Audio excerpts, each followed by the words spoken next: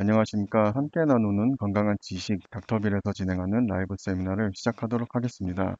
오늘은 노태우 바우로내과 노태우 원장님께서 심장질환 스마트 헬스케어 활용 웨어러블 ECG 모니터링을 주제로 세미나가 진행됩니다. 노태우 원장님은 가톨릭대학교 의과대학을 졸업하시고 동대학원에서 의학 석박사를 취득하셨습니다. 그리고 대한심장학회 회장을 역임하셨습니다. 현재는 노태우 바우로내과 원장으로 계십니다. 그럼 바로 원장님을 연결해 드리도록 하겠습니다. 안녕하십니까, 원장님. 네, 안녕하세요. 노태우입니다. 오늘 여러분들과 함께 같이 공부할 제목은 모바일 ECG입니다. 모바일 ECG. 이 모바일 ECG라고 하는 건 뭐 좀 듣기에 따라 생소할 수도 있겠는데 사실 별거는 아니고요. 이미 여러분들이 들어서 알고 계시는 분도 계시고 또 실제 사용하는 분들도 계실 거예요.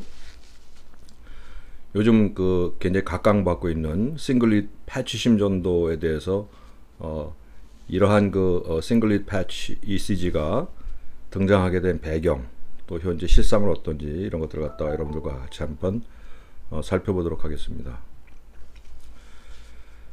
이 지금 보시는 그림은 이제 심전도의 발달사입니다. 제일 왼쪽에 보시는 게 아인토벤이 백수십 년 전에 발명한 심전계죠. 첫 번째 심전계고요. 이 당시에 이제 집치만한 심전계가 있어가지고 밖에서 측정한다는 건 불가능했고, 그 이후에 현재 우리가 사용하고 있는 이런 심전계가 나와서 현재 사용하고 있죠. 근데 이거는 뭐 우리 너무 잘 아는 것처럼 병원 내에서만 검사가 가능합니다. 그러다가 제가 오른쪽에 보이는 것처럼 이 홀타 심전도라는 게 개발되면서, 실제 이렇게 개발된 건 최근 일은 아니고 이것도 벌써 수십 년 됐어요. 수십 년 전에 이러한 홀타 심전도라는 게 발명이 되면서 심전도가 드디어 이제 병원 밖으로 나가기 시작을 했는데, 그럼에도 불구하고 데이터를 분석하기 위해서 심전기는 다시 병원으로 가져와야 되는 그러한 일이 있었죠. 근데 이제 앞으로 어떠한 모습으로 쭉 발전해 나갈지 굉장히 흥미진진하고요. 현재 단계는 이런 단계입니다. 최근 한 10년 그 사이에 심전도를 몸에 붙이고 다니거나 혹은 주머니에 넣고 다니거나 아니면 아예 살 속에 심어가지고 찍는 이러한 심전도가 이제 발명이 되어서 사용되기 시작한 겁니다. 이게 이제 진정한 의미의 모바일 심전도고요. 이게 나오면서 이제 심전도 데이터가 전화기를 통해서 아니면은 기계를 통해서 멀리 있는 곳에까지 전달이 될 수 있기 때문에 아주 어떻게 보면 지금 심전도, 우리가 생각하고 있는 심전도, 심전계의 프레임이 바뀌어지는 대단한 변혁이라고 볼 수가 있습니다.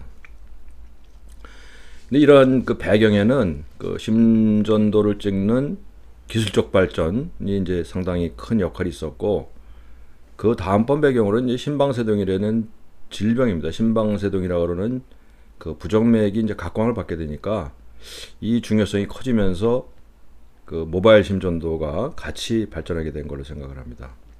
심방세동은 뭐 이미 여러분들 너무 잘 아시는 것처럼 심방 내에서 비정상적인 전기가 수도 없이 많이 발생해서 심장이 불규칙하게 뛰는 그러한 질병이죠. 심전도를 보면 이제 이러한 모양을 보입니다. 이게 정상적으로 PQRS T가 나오는 이런 셋이 보인다 그러면은 심방세동에서는 잘 올가라시된 P가 보이지 않아요. 그러니까 심방 안에 전기가 수백 개 이상의 전기가 막 발생하기 때문에 굉장히 불규칙하고 지저분한 베이스라인 보이면서 이런 심장 박동수 굉장히 빨라지는 이러한 특징을 가지고 있습니다. 지금 보시는 게 이제 심방세동의 심전도예요. QRS가 굉장히 빠르죠.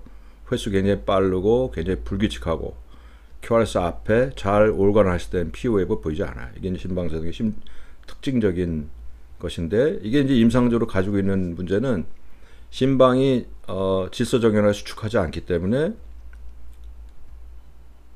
심방 내에서 클롯이 발생해 스트로크를 유발할 수 있다는 것 한 가지 하고요.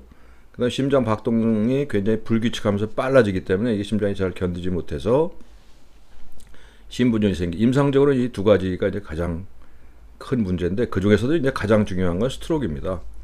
심방이 잘 올가나시된 수치기환을 못하고 심방이 자꾸 붓게 되니까 그 안에 그 혈액에 저류가 생기고 거기서 클롯이 발생해서 떨어져 나가는 스트로크가 이제 가장 심각한 문제죠. 이 스트로크 발생은 그렇지 않은 사람에 비해서 한 5배 정도 많다고 그러니까 아주 대단히 큰 문제고 이걸로 인해서 모탈리티도 발생하는 것이죠.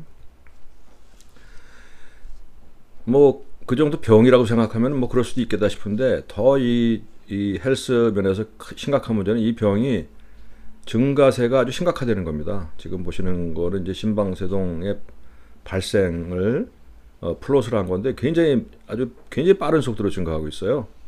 아주 심상치 않습니다. 요거 이제 그 유럽에서 나와 있는 데이터이긴 한데 유럽에서는 뭐라고 얘기를 하냐면 이건 이제 유럽 심장학회에서 만들어낸 그 데이터예요.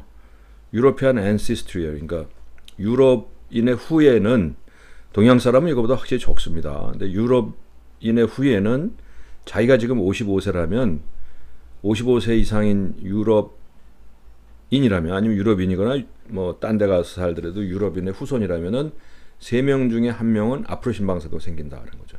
이게 보통 문제가 아니죠. 동양은 뭐 다행히 좀 적긴 하지만 동양도 증가세는 똑같습니다. 굉장히 빠른 속도로 증가하고 있어요.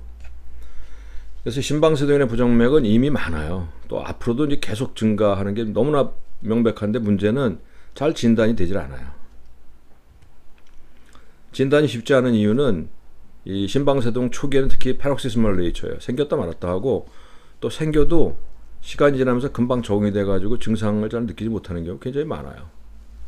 근데 또 이제 의사 사이드에서는 청진을 잘 안 해요. 요새는 의사들도 환자 가슴에 청진기 대고 청진 잘 안 하는 경우 굉장히 많아요. 그럼 심전도를 자주 찍냐면 심전도도 사실 그렇게 좀 많이 찍지 않거든요. 또 심전도를 해도 이 네이처가 패럭시스멀 네이처이기 때문에 찍어도 잘 안 나오는 경우가 많거든요. 또 환자 사이드에서 보면은 처음엔 증상이 있지만 시간이 지나면서 증상 별로 못 느끼는 경우가 많고 또 어쩌다 생겨가지고 병원에 가니까 병원에서 찾지도 못하고 이렇기 때문에 심방세동이 잘 진단 안 되고 넘어가는 경우가 상당히 많아요.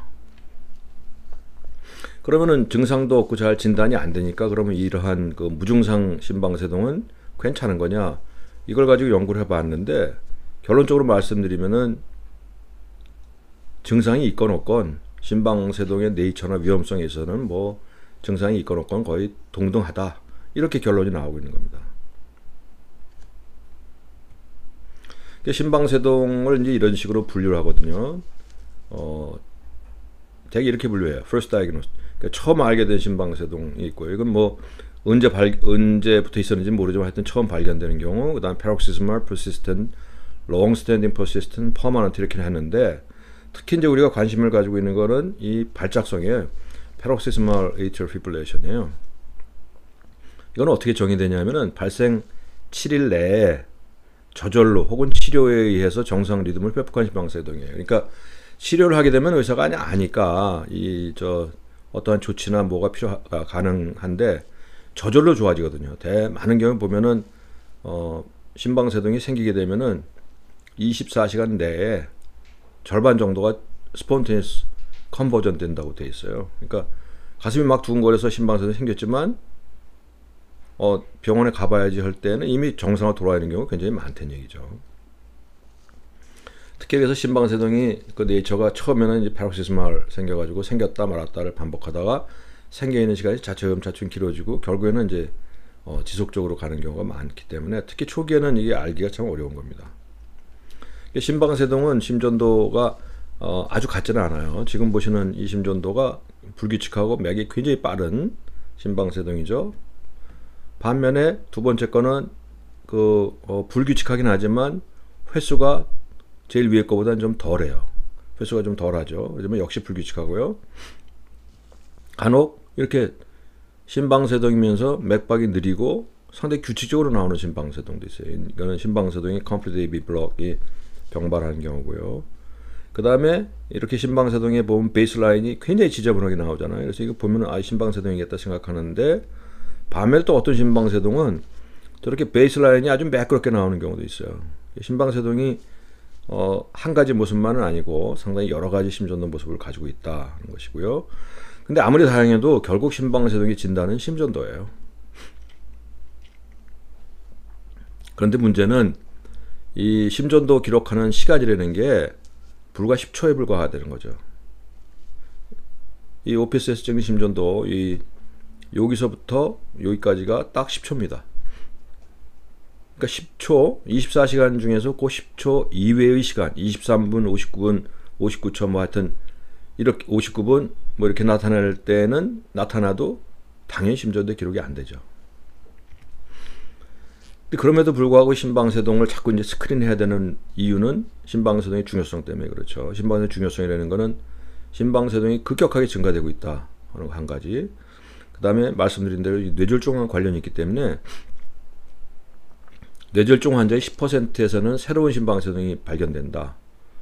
그리고 무증상 심방세동이 굉장히 많고 또 심방세동의 원인인 뇌졸중의 치료 발전이 있어요. 이게 무슨 얘기냐면은 심방세동에서 발생하는 스트로크는 굉장히 시비어해요.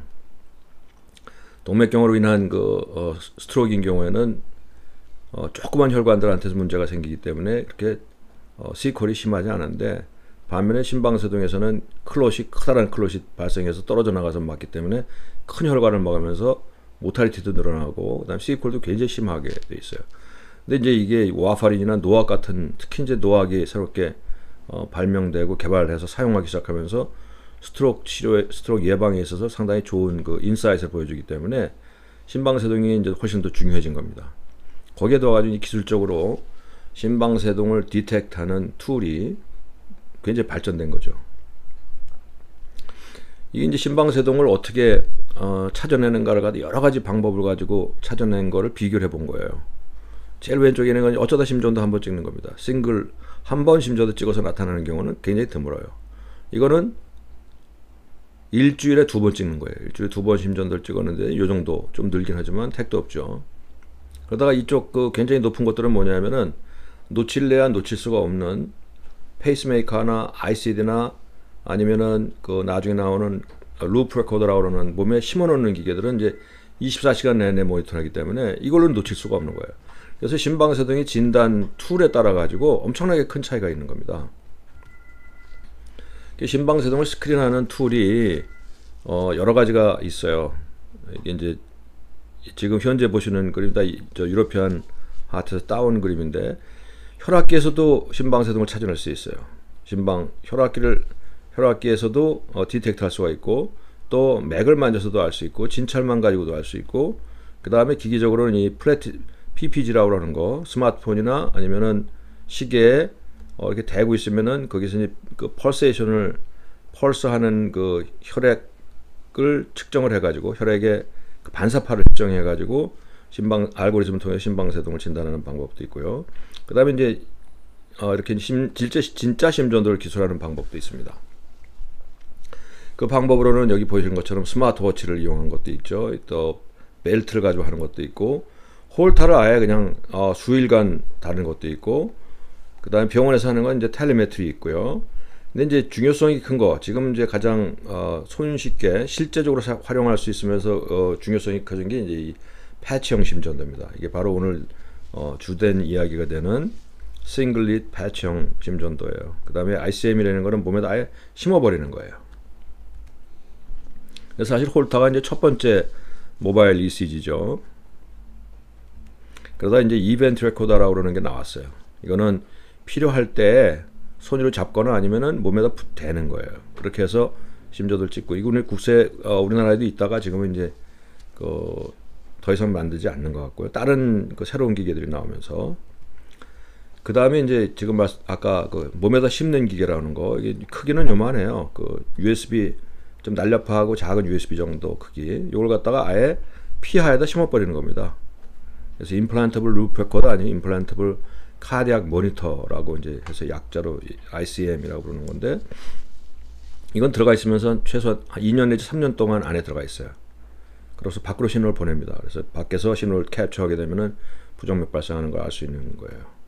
그래서 이게 이제 한 예가 되겠는데 이렇게 캡처한 데이터를 갖다가 PDF에서 프린트아웃 하게 되면은 심장이 뛰다가 어느 순간에 갑자기 심장이 쭉 정지하는 걸 느끼죠.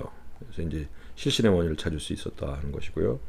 그 다음에 이제 싱글릿 지금 현재 가장 프라미싱하고 실제적으로 활용이 가능한 그 심전도. 그러니까 이제 역사적으로 우리나라에서는 이제 하트케어라고 그래가지고 이제 부정맥 학회에 속해 있는 교수들이 같이 힘을 모아가지고 투자를 해서 만들었는데 한 10년 됐어요. 기술적으로는 굉장히 우수했는데 이게 너무 일찍 나온 바람에 결국에는 망했던 그런 겁니다. 이거는 실제 제 환자 케이스인데 이렇게 달고 있다가 환자 자꾸 싱크업 하는데 이런 심장이 쭉 쓰는 어레스트가 났던 사이너스 어레스트 있어가지고 싱크업이 발생했던 케이스를 찾아냈던 경우고요.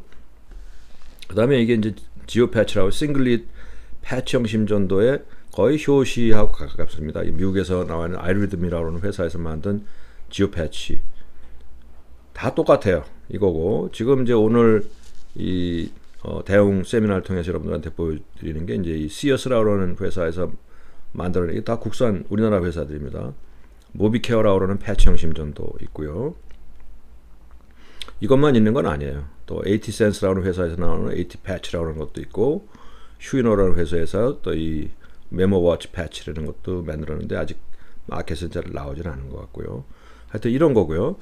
이게 이제 이거 홀타를 대체하는 것이라고 그러면은 지금 보여드리는 이 카디아 모바일 얼라이브 코어라는 미국 회사인데 여기서 나오는 건 이벤트 레코더입니다.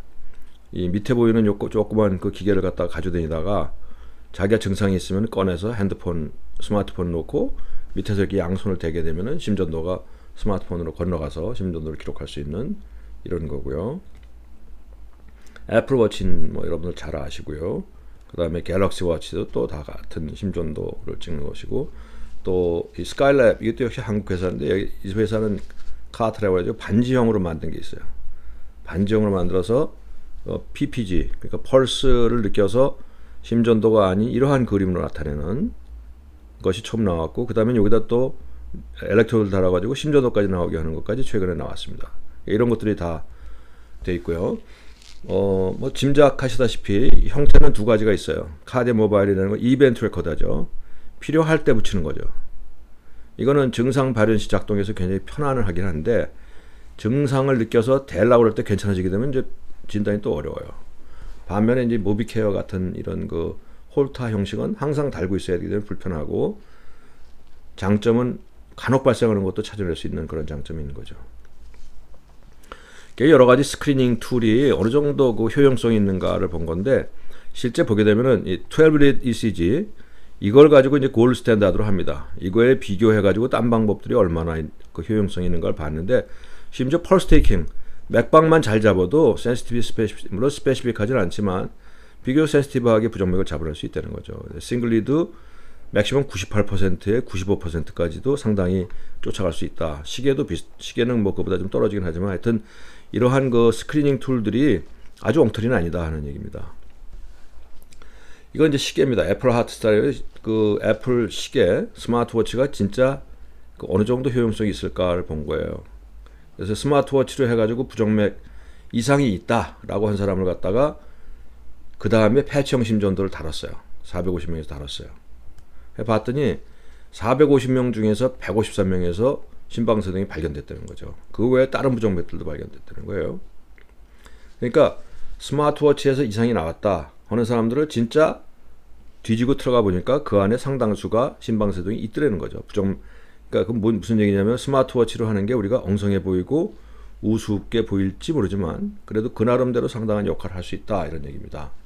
스마트워치를 해서 발견한 사람하고 그렇지 않은 사람을 쭉 팔로우업 했더니 심방세동의 발견이 43%대 1%로 엄청나게 차이가 나기 때문에 효용성은 있다. 즉 스마트워치 아예 우습게 보지 말아라 이런 얘기입니다. 다음에 이제 리허스 AF 스터디라고 그러는 거는 그 얼라이브 코어라고 그러는 그 기계를 가지고 새로운 심방세동을 얼마나 진단할 수 있는가를 본 거예요. 봤더니 역시 마찬가지예요. 그러니까 이건 65세 이상의 성인을 이 이벤트 레코더를 갖다 주 2회를 갖다가 꾸준히 찍어봤어요. 1년에 쭉 찍어봤더니 1년이 지나니까 그렇지 않은 경우에 비해서 4배의 심방세동을 발견할 수 있었다. 그러니까 이것도 효용성이 있다는 얘기입니다. 그 다음은 이제 이 지오 패치라고 하는 이게 이제 본격적인 그 싱글릿 패치형 심전도의 효시인데 이걸 가지고 10.8일간 모니터하고 그 결과를 홀터에서 한 거하고 비교해 봤더니 심방세동의 이벤트 얼마나 자주 생기느냐, 버든 몇 퍼센트가 생기느냐를 봤더니 거의 같거나 어떤 면에서 약간 우수하기도 하더라. 근데 우수한 건 당연히 우수할 수밖에 없어요. 홀터 하루밖에 안 하는 거고 이 싱글리드 심전도는 장기간 모니터가 가능하기 때문에 상상할 수 있죠. 훨씬 질병을 찾아내는 데는 더 효용성이 있겠다는 건 뭐 알 수 있습니다. 그 다음에 이건 메타 아널리시스인데 포터블 ECG 이벤트 레코더, 이벤트 레코더하고 홀타를 비교해 봤더니 이벤트 레코더는 19분 했고요. 홀타는 24시간 해서 심방세동의 디텍션 레이트 봤더니 거의 같더라고요. 4.8%, 4.6%. 그러니까 가져다니는 거를 수도 없이 이제 많이 하겠죠. 그래서 19분 한 거하고 홀타 하루도 한 거하고 심방세동 찾아내는 건 거의 같더라. 그런 얘기고요. 그 다음에 거는 이거는 이제 그러면은 이 홀타는 이제 24시간만 하잖아요. 근데 이 패치형 심전으로는 장기간 모니터가 가능하기 때문에 장기간 모니터하는 게 얼마나 효용성이 있는가를 봤더니 너무나 상식적이로도 하루 하는 거에 비해서 3일, 일주일, 2주일 하면서 그 부정맥을 찾아내는 게 훨씬 더 많이 잡아내더라. 너무 상식적인 얘기죠. 그래서 지금은 추세가 가령 우리가 하루짜리 홀타만 하고 나서 게임 끝 괜찮습니다 라고 얘기했다가는 이런 것들을 찾아내지 못하기 때문에 굉장히 낭패 볼 수 있기 때문에 지금은 모니터링을 좀 장기적으로 가는 그러한 텐던시에 있어요. 그 다음에 이제 오늘 그 얘기가 되는 이 모비케어에서 만들어낸 싱글릿 EKG 모니터링하고 홀터 모니터링을 비교해 봤어요. 질환도 비교했지만 실제 파형을 얼마나 정확하게 잡아내는가 해서 뭐 QRS, FS라든지 벤트리큘러 액토피의 숫자, 그다음에 슈프라벤트리큘러 액토피의 숫자, 뭐 버든 이런 것들을 다 찾아봤는데 신호 품질상의 차이가 없다. 결국 거의 동등하더라 이런 얘기입니다. 그러니까 싱글릿 EKG가 패치형 싱글릿 EKG가 심전도 기계하고 기계보다는 신뢰성을 좀 덜 주는데 실제 보니까 거의 동등하더라 이런 얘기입니다. 역시 이제 모비케어 가지고 홀타 24시간 한 거 하고 모비케어를 72시간 모니터 했을 때 보니까 발작성 심방세동을 발견하는 게 거의 2.3배 높더라 이런 겁니다. 그래서 이상이 이제 지금 말씀드린 게 이제 제가 현재 싱글릿 패치형 심전도가 효용성을 가지고 있다는 얘기고요. 이게 최근에 보험 급여가 좀 변경이 됐어요. 그래서 이 홀타가 이제 급여가 변경되고 싱글릿 패치형 심전도도 이 안으로 삽입이 돼 있습니다. 그래서 세 가지가 있더라고요. 48시간 이내 하는 경우, 48시간에서 7일 이내, 7일에서 14일까지 하는 게 다 돼 있고요. 이 수가도 보니까 수가도 비교적 참 괜찮게 돼 있어요. 48시간 하는 거는 이 정도 가격이고, 그 다음에 48시간 초과하는 경우 이 정도 가격, 그 다음에 7일 초과하는 경우 이 정도 가격이니까 굉장히 수가는 괜찮아요. 다만 문제는 이거는 이제 전적으로 100% 보험이 되는데 이 부분에서는 뭐 무슨 급여라고 그러다 뭐라고 해가지고 급여가 약간 제한되더라고요. 80%를 본인이 부담하는 그런 식이 돼 있어요. 그래도 환자한테 필요성이 있는 환자한테 상당히 좋은 역할을 할 수 있겠다라고 생각되고요. 그래서 이런 방금 말씀드리는 이런 여러 가지 스크리닝 방법, 심방세동의 스크리닝 방법이 가지고 있는 장점은 너무나 명백하죠. 가장 큰 거는 심방세동을 조기에 진단해가지고 그 심방세동으로 인해가지고 스트로크 같은 위험한 합병증이 발생할 수 있는 거를 미리 찾아내서 예방할 수 있다는 면에서 상당히 좋은 장점이 있습니다. 또 심방세동뿐만 아니라 다른 빈맥이 생기게 되면 카디오마이파시, 하트 페일리어 생기는데 이것도 찾아내고 이걸로 인해서 모탈리티라든지 호스피탈리티, 모비디티를 갖다 줄일 수 있다는 장점은 너무 명백합니다. 그럼 장점만 있냐? 걱정도 있습니다. 걱정. 이건 이제 역시 유로피안 하트에서 나온 건데 이건 누구나 다 걱정하고 있는 거예요. 어떤 거냐면은 검사 방법이 100% 신뢰할 수 있는 방법은 아니거든요. 그리고 검사가 많이 늘어나게 되면 어떤 일이냐면은 검사를 자주 하게 되면서 이제 환자들이 앵사이티를 느끼고 실제적으로 위험한 부정맥이거나 그런 건 아님에도 불구하고 뭔가가 나왔다는 거 가지고 환자들이 굉장히 불안해합니다. 아마 많이들 경험하셨을 거예요. 스마트워치 구매해가지고 본인들이 가지고 계시는 분들 보면은 스마트워치에서 자기 나름대로 또 좀 판독도 하거든요. 뭐 이상이 있습니다라고 판독하는데 엉터리인 경우가 많음에도 불구하고 환자들은 거기에서 뭐 이상이 있다고 그러니까 진짜 불안할 수밖에 없는 거죠. 이게 확인될 때까지는. 쓸데없는 그 불안감을 일으키는 것도 있고 또 간혹 심전도가 미스 인터프레이션 굉장히 많아요. 그 스마트워치라든지 그런 것들이 가지고 있는 그 사람 손을 거쳐서 검증이 안 된 결과이기 때문에 잘못된 결과가 나오기 때문에 그런 환자들 많아요. 기계가 나 심방세동이라고 그러는데 어떡하냐 하고서 찾아오는 분들 많아요. 그런 경우. 그 다음에 심방세동뿐만 아니라 기계에서 이런 스크린을 통해서 조그만 부정맥이 나오게 되면은 그 다음에는 이제 좀 더 평상시 같으면 하지 않았을 만한 검사라든지 이런 검사를 더 추가하게 되는 거죠. 그래서 의료비가 올라갈 수도 있고 또 그 검사 자체가 환자한테 해가 되는 수도 있기 때문에 잘못하면은 뭐 진짜 엔지오그래피라든지 뭐 이런 쓸데없는 것까지도 갈 수가 있기 때문에 이런 점 상당히 경계를 하고 있는 점입니다. 그러면 이제 모바일 디바이스에 발견된 심방세동을 어떻게 인정할 것인가? 가령 식에서 나오는 거 아니면 싱글릿에서 나오는 걸 어디까지 판단할 것인가 하는데 여기에 관련돼서는 아주 명백하게 결론을 내리고 있어요. 그러니까 심방세동이라고 이야기할 때 심방세동을 진단했다라고 할 때는 12유도 심전도에서 심방세동이 보이면 이건 100% 심방세동입니다. 근데 싱글릿 ECG 그러니까 패치형 심전도가 이제 하루 종일 아니면 며칠 달고 있잖아요. 며칠 달고 있는 데에서 조금씩 나오는 경우 굉장히 자주 발견해요. 심방세동은 심방세동에 거의 유사한데 이게 30초 지속되지 않고 뭐 5초, 10초 나오는 경우도 많거든요. 그런 경우도 심방세동이라고 얘기할 것인가? 현재 정의상으로는 그렇지 않습니다. 싱글릿 EKG에서는 30초 이상이 지속된 경우에만 심방세동이다 라고 정의하고 있어요. 근데 그 전까지는 뭐냐? 이게 사실 참 아직 확실하게 정의되지 않은 영역이에요. 그래서 이건 모르겠지만 지금으로서는 하여튼 싱글릿 EKG에서 30초 이상 나오는 경우는 심방세동, 12유도에서는 10초라도 나오면 무조건 심방세동으로 판단한다. 근데 이제 이 모바일 디바이스에서 나오는 그 심전도가 퀄리티는 괜찮은데 이걸 진단할 때는 이게 진짜 심방세동이냐 아니냐 진단이 물론 뭐 상당히 많은 경우에는 거의 쉽게 진단이 되는데 간혹 그렇지 않은 경우가 있어요. 특히 짧게 생겼다가 없어지는 심방세동인 경우에는 이게 심방세동인지 아니면 심방빈맥인지 뭐 이런 것들을 갖다 판단하는데 좀 전문가의 손이 필요한 경우가 있어요. 그래서 이런 문제점이 있다는 것하고요. 그래서 그럼 이런 스크리닝 툴을 어떻게 사용할 것인가? 이거 이제 가이드라인이 나와 있습니다. 보시게 되면 클래스 1 꼭 해야 되는 경우는 65세 이상인 경우에는 opportunistic 스크리닝을 하라고 되어 있어요. 그러니까 65세 이상인 사람에서는 심방세동이 늘어나니까 심전도를 찍거나 올 때마다 간혹 심전도를 찍거나 아니면 뭐 청진을 제대로 하거나 아니면 펄스를 자세히 만지거나 이런 그 방법을 꼭 동원해 가지고 심방세동이 있는 걸 확인해 봐라 하는 게 클래스 1이고요. 클래스 2A에 들어와서 약간 정도 그 경도는 좀 권하는 정도는 조금 떨어지긴 하지만 75세 이상이거나 아니면은 스트로크의 위험성이 있는 경우에는 시스테마틱 ECG 스크린을 하라고 돼 있어요. 그러니까 시스테마틱 ECG 스크린이라는 거는 자 계획을 정해 가지고 규칙적으로 심전도를 찍거나 아니면 홀터를 하거나 아니면 그 패치형 심전도를 하거나 이런 과정을 통해서 해야 된다라고 권하고 있습니다.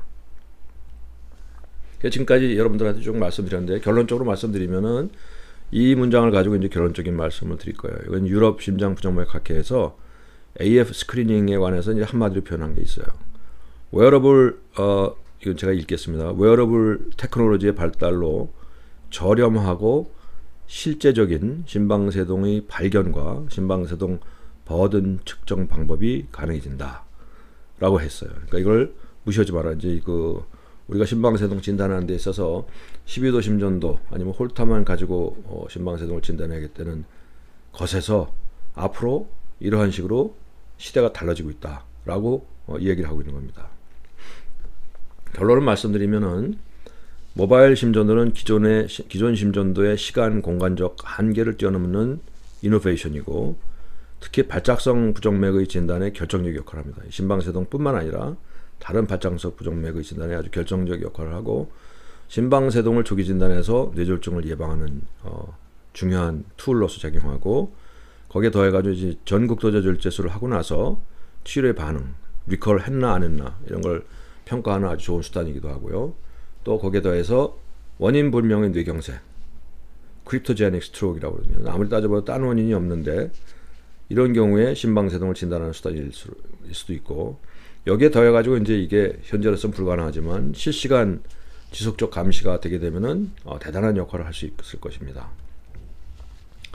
반면에 단점도 있지만 한계가 있는데, 이게 이제 싱글 리드를 가지고 찍는 심전도이기 때문에 그 12 리드가 반영할 수 있는 심장의 그 글로벌한 패턴을 보여주지 못하기 때문에 허혈성 심전환 등을 진단하는 데서는 한계가 있고, 또 이 진단적 정밀성에 있어서는 조금 문제가 있을 수 있어요. 기계가 발전하고 있기 때문에 이거는 상당 부분이 해결될 거로 생각을 하고 있고요. 그 다음에 이제 과잉 진단의 문제입니다. 과잉 진단을 하고 그 과잉 진단에 따라 가지고 거기서 이제 2차, 3차 검사를 하게 되면 환자가 겪게 되는 이제 불편감이라든지 또 거기에 따른 위험성도 문제가 있을 수 있다는 걸 꼭 염두에 두셔야 될 것이고, 그 다음에 이 심전 패치 심전을 찍고 나면은 찍고 난 다음에 누가 과연 판독할 것인가, 판독이 좀 정확한 판독이 돼야 되거든요. 이걸 이제 판독을 할 수 있는 자신이 있다 그러면 본인이 판독한 그 결과를 가지고 환자 치료에 임할 텐데, 그렇지 않은 경우에는 누가 좀 책임지고 판독하는 게 필요하거든요. 그래서 이런 문제, 그다음에 수가를 갖다가 그런 판독에 관련된 수가를 어떻게 할 것인지 이런 문제가 또 있고요. 그다음에 이게 이제 지금의 문제는 아니지만 현재 기계가 심전도를 찍어가지고 밖으로 내보낼 수 있는 그 기계적 장치를 가지고 있거든요. 그럼 이게 이제 원격 모니터로 금방 넘어갈 수가 있어요. 현재라도 할 수 있습니다. 단지 이것이 들어가려면은 제도적인 정비가 좀 필요할 수 있겠다 하는 이러한 말씀 가지고 제 강의를 마치도록 하겠습니다. 혹시 강의 내용이나 아니면 관련된 내용 중에서 질문이 있으시면은 언제든지 질문 주셔도 좋습니다.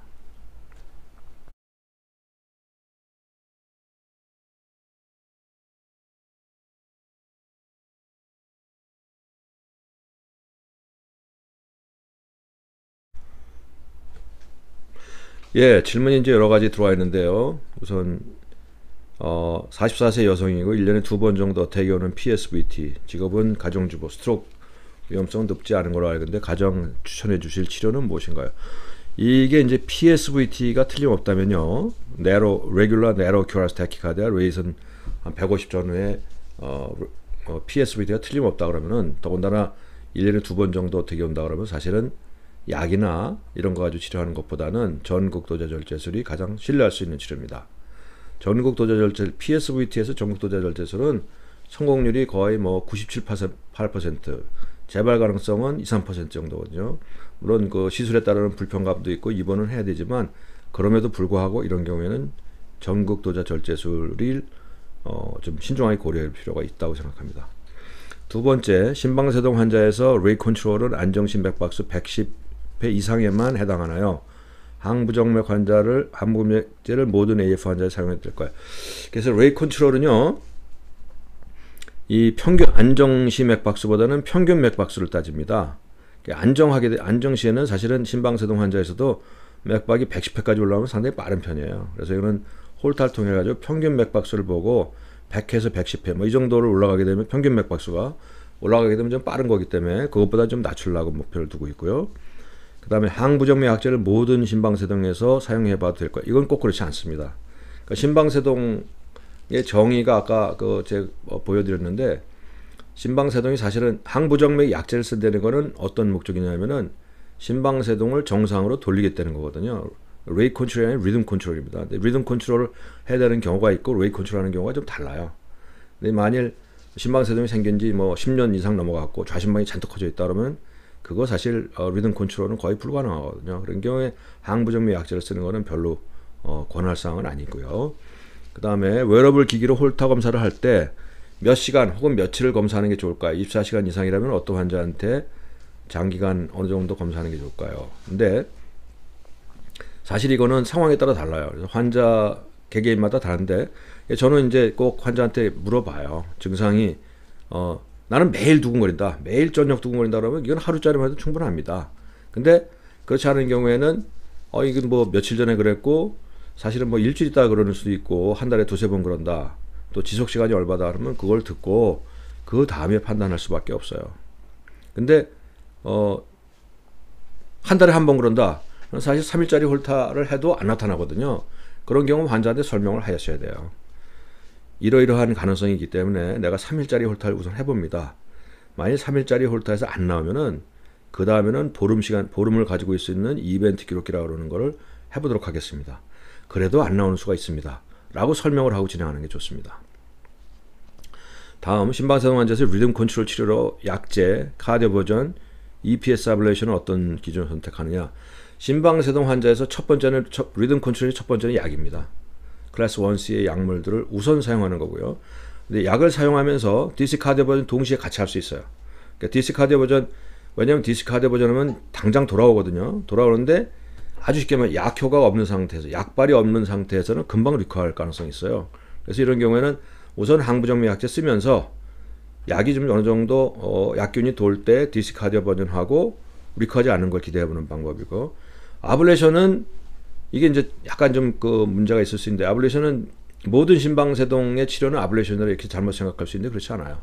가이드라인에 보면은 가장 클래스 1 인디케이션은 항부정맥 약제로 치료를 함에도 불구하고 심방세동이 생겨서 그걸로 인해 가지고 증상이 심한 사람한테서 아블레이션 하라가 첫 번째 클래스 1 인디케이션이에요. 근데 최근에 인디케이션이 좀 넓어지긴 했지만 그걸 생각을 하셔야 됩니다. 모든 사람이 아블레이션 대상은 아니다 하는 거. 그다음 심장내과 개원입니다. 웨어러블 심전기를 써보려고 생각하고 있습니다. 여러 가지 기기들이 있는데 어떤 점을 고려하여 선택하는 것이 좋을까요? 이거 지금 현재 국내에 나와 있는 회사들이 한 서너 개 되는 것 같아요. 서너 개 되는데 약간씩 다릅니다. 그러니까 1회 사용해서 1회만 가격이 좀 나가서 1회만 사용하고 장기간 사용하는 기계도 있고, 또 어떤 기계들은 1차 구입하는데 큰 부담이 없이 여러 번 사용하는 것도 있고, 기계마다 조금 차이가 있어요. 그래서 이거는 선생님이 한번 여러 회사들 내용을 한번 보시고 들어보시고 그리고 판단하시는 게 좋아요. 제가 보기에 이런 그 웨어러블 싱글릿 패치형 심전도를 개발한 회사들이 기술적 수준이라고 그럴까요? 그 차이는 아주 큰 것 같지는 않아요. 다 좋은 기계들을 만들고 있는 것 같아요. 근데 이제 거기에 따른 부대 서비스들은 좀 차이가 있기 때문에 그건 좀 고려를 해보셔야 될 것 같고요. 젊지만 평소 심장이 잦은 통증이 있는 대상, 요거는 좀 어렵습니다. 그러니까 우리가 이제 통증이 있는 환자라고 그러면은 이제 물론 점 때는 그 예외가 있지만 체스트 페인은 결국 이제 이게 이스케미아냐 아니냐 아니면 뭐 다른 통증이 있을 만한 원인을 찾게 되는데, 그런 경우에는 이 웨어러블 홀터는 결국 싱글 리드이기 때문에 심장의 여러 그 면을 봐야 되는 면에서 사실은 부족해요. 그러니까 이스케믹 하트가 의심되는 경우에 이 싱글 리드 심전도는 적합하지 않다, 이렇게 말씀드리고요. 홀터 판독을 공부하는데 좋은 책이나 강의가 있을까요? 홀터를 주제로 해서 나와 있는 책은 없어요. 아주 몇십 년 전에 홀터가 어떤 것인가 하는 그 책이 나온 적이 있었는데, 그 후에 그것도 홀터가 어떤 것인가를 소개하는 것이 홀터를 판독하는 책은 아닙니다. 홀터 판독이 뭐냐? 홀터 판독이 결국 부정맥 판독입니다. 부정맥 판독과 관련돼서는 제가 만든 책이 상당히 좋은 책이 많이 있으니까요. 그거 살펴보시고, 또 제가 만든 강의도 있어요. 유튜브에 보시면은 강의 많이 있으니까 그거 보십시오. 그러면 많이 도움이 될 거예요. 그 다음에 이게 이제 마지막 질문이에요. 사실 더 많은 질문들 아마 굉장히 궁금한 점이 많으실 거예요. 근데 뭐 시간도 제한돼 있고 또 여러분들 점심시간 또 좀 편하게 좀 지내실 것도 있어야 되기 때문에 이상 제 말씀 마치도록 하겠습니다. 여러분 경청해 주셔서 감사합니다. 네, 이상으로 라이브 세미나를 마치도록 하겠습니다. 금일 정말 좋은 강의를 들려주신 노태호 원장님과 참석해주신 모든 선생님들께 다시 한번 깊은 감사의 말씀을 드립니다. 감사합니다.